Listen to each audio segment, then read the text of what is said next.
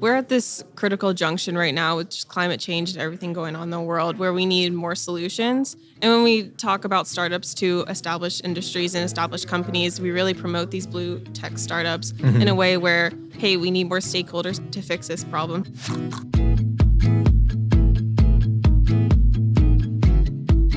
All right. Well, we have Lydia joining us here today on the Life Science Solutions podcast. So, Lydia, thanks so much for taking the time. We're here together at CED's Venture Connect right here in downtown Raleigh. How do you see established companies partnering with startups when they're coming through CIE? I think that's one area that UNCW, it's a logical next step in thinking about our startups and matching them with established companies. I think I would envision a time where corporations can see our startups for the value they offer and strengthen their relationships with those startups. And I think that's one of our goals at CIE is to really help connect those startups to established companies. We're working on growing that relationship. Yeah. Okay. What do you see? What makes the startups appealing to those companies? I mean, is it there's the low hanging fruit answer, right? Of obviously commercial viability, and probably how well does it synchronize with other business endeavors that they have going on? But what else is it that you think sets apart startups that are appealing externally, maybe versus those that need some more refinement? Yeah.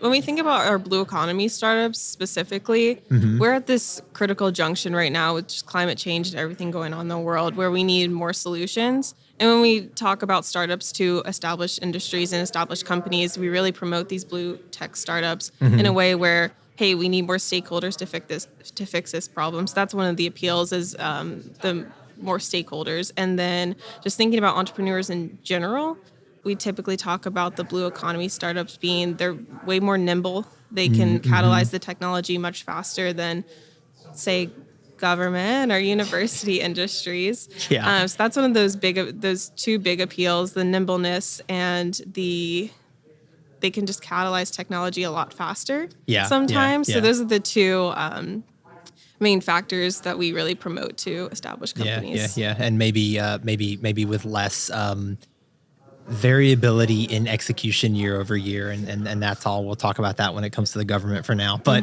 on the flip side of that, or maybe kind of tangentially related, and we touched a little bit on this earlier with maybe some of the plastics, right? But what other significant problems have you seen companies be working on and maybe some that have been applicable to the industry at large? Yeah, a couple. So Nareem is here. They are a brain health startup working on monitoring sleep. So they're here at CED. They'll be presenting this afternoon or tomorrow. So Nareem is here, and then we have a couple other life science companies coming out of UNCW CIE or that are affiliated with UNCW CIE. I love that you mentioned, Nareem and the work that Rob and team over there are working on, because I think it's one of those examples. Folks who aren't as familiar can Google it, and maybe we'll have Rob on the podcast one day to talk about his technology. But it's one thing to develop a technical solution to a problem, right? But especially when you're in med tech, it's a whole other thing to develop it in a way that patients actually want to use it, right? Or consumers, and whether you go the consumer durable or you go the medical, because we want reimbursement and I want to be able to make FDA regulated claims. But, Right. When we talk about something like sleep tech, there's a number of trackers out there. I wear a Garmin watch. Most folks at this point wear some kind of connected device. But even in the watch space, you have a whole subset of consumers that have no interest in wearing those to track sleep. So instead, they're wearing rings, which are intrinsically just way more variable, right? And nowhere near the data accuracy. And certainly if we want to start making health claims off of them, right? And we want to get them through the scrutiny of the FDA, right?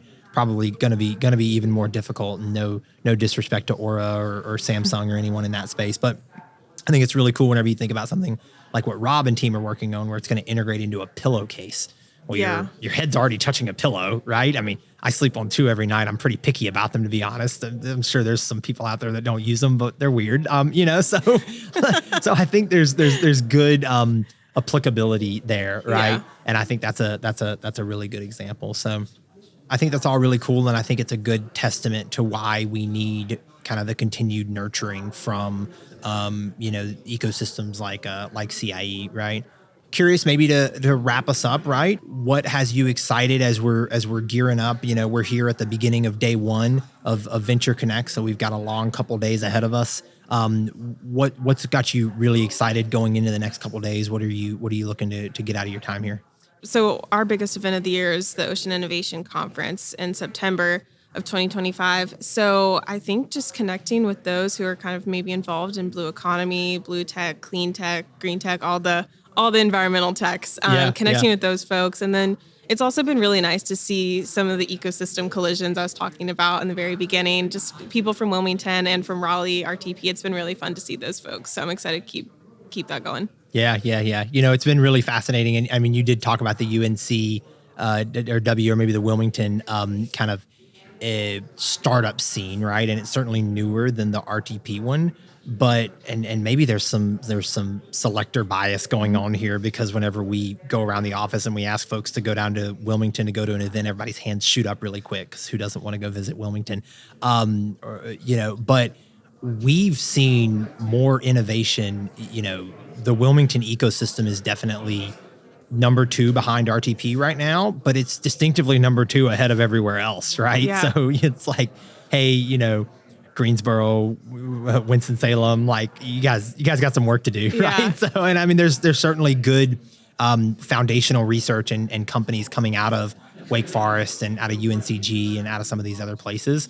But I think there are really good things going on down in Wilmington, and we're excited to see that technology and all those startups continue to develop.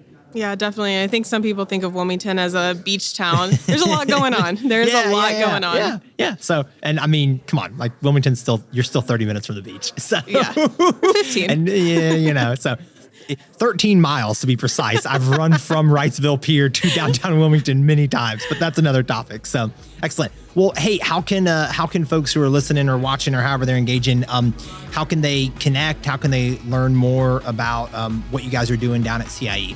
Yeah, so I think the easiest spot is you could find me on LinkedIn, Lydia Thomas, or look at the UNCW CIE website. Yeah, excellent. Well, thanks so much, Lydia. Really, really appreciate the time, and good talking with you. You too. Thank you.